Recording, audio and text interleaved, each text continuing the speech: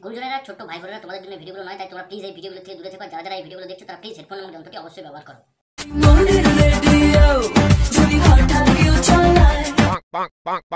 আরে দিদি আস্তে আস্তে, রেডিও সাউন্ড গুলো খুলে পড়ে যাবে তো।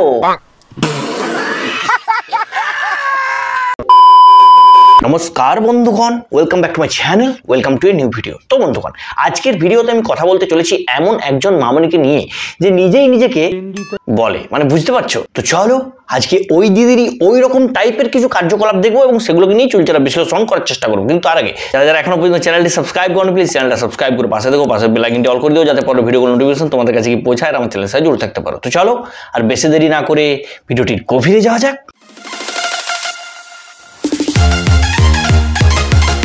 अरे भाई, इस दुनिया में सबसे खतरनाक नशा कौन सा है?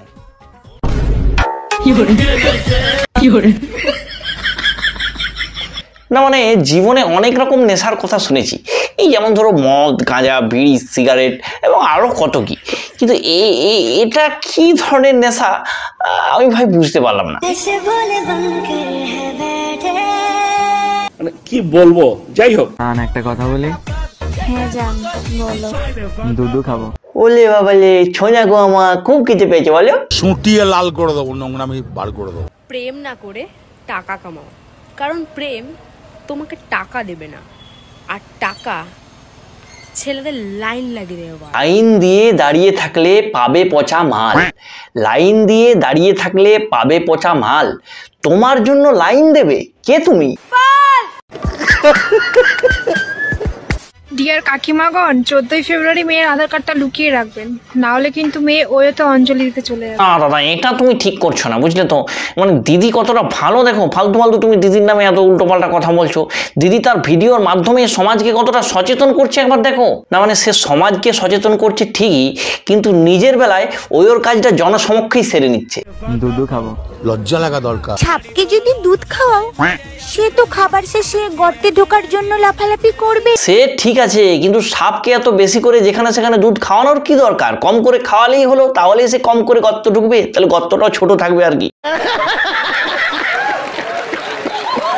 সরস্বতী পূজাটা এখন আর বিদ্যার আরাধনার জন্য, কারোর কুচি ধরার জন্য, কারোর ঝোপ নাড়ানোর জন্য। না মানে এটা আবার কেমন ঝোপ নাড়ানো ভাই? কি জানি দাদা, দিদির ঝোপটা মনে হয় ওরকম করেই নাড়ায়, তাই দিদি জানে। আচ্ছা, তো এই যে দো বড়ে বড়ে দুধ কে ফ্যাক্টরি है, मैं कौन पिएगा? বলছিলাম কি দিদি, বাড়তি থাকলে জানিও, দুধ আমারও খুব প্রিয় পানীয়। ভাবতেই কেমন লাগে, একদিন আমাকেও কেউ লাগাবে। দিদি বলছিলাম যে ঝোপ লাগানোর পদ্ধতিটা তো আমরা জানলাম, তা লাগানোর পদ্ধতিটা কিরকম একটু শুনি। হানিমুনে গ্রিস নিয়ে যাবে। কি আরে বলুন কি? আমি ভিডিও বানাই আমার শখে, তবে তোমাদের কেন গাড় ফাটে? দেখো, সোশ্যাল মিডিয়ায় ভিডিও আপলোড করলে বিভিন্ন রকম লোক পাবে, আর সেই বিভিন্ন রকম লোক বিভিন্ন রকম কথাবার্তা বলবে, কেউ তোমাকে দেখে জ্বলবে, এটা খুব স্বাভাবিক। তা বলে দিদি তুমি মুখ খারাপ করবে? আমার ভাষা ভালো না তো, আমি রেন্ডি, তাই আমার ভাষা ভালো না। ও তাহলে আমারই ভুল। চালিয়ে যাও। এ দিদি অনেস্ট আছে। আতা গাছে তোতা পাখি, নারকেল গাছে ডাব, মাসে মাসে গার্লফ্রেন্ড চেঞ্জ করা ছেলেদের স্বভাব। এই জন্যই বলে সোশ্যাল মিডিয়ায় এত সত্যি কথা অন্তত বলতে নেই। তোমার এই সত্যি কথাটা মনে হয় শুনে নিয়েছে, তাই তোমায় চেঞ্জ করে দিয়েছে।